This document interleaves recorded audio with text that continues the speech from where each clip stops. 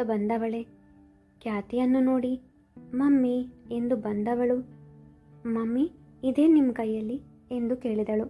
ಇದು ಯುಕ್ಕುಲೇಲೆ ಪುಟಾಣಿ ಎಂದವಳು ಅದರ ಬಗ್ಗೆ ವಿವರಿಸಿ, ನಿಂಗೂ ಕಲಿಬೇಕಾ ಎಂದಾಗ ಹ್ಞೂ ಮಮ್ಮಿ ಎಂದಳು. ಸರಿ ಬಾ ಎಂದವಳು ಅವಳಿಗೆ ಯುಕುಲೇಲೆಯ ಸ್ವಲ್ಪ ಬೇಸಿಕ್ ವಿಷಯಗಳನ್ನು ಹೇಳಿಕೊಟ್ಟಳು.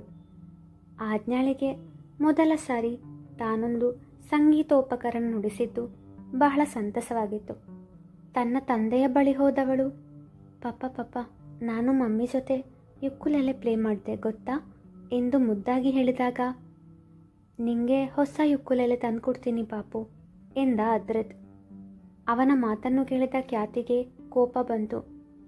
ಪುಟಾಣಿ ನನ್ನ ಜೊತೆ ಇದೇ ಯುಕ್ಕುಲೆಲೆ ಪ್ಲೇ ಮಾಡ್ತಾಳೆ, ನೀನು ಹೊಸ್ತು ಕೊಡಿಸೋದೇನು ಬೇಕಾಗಿಲ್ಲ ಎಂದಳು ದನಿ ಏರಿಸಿ.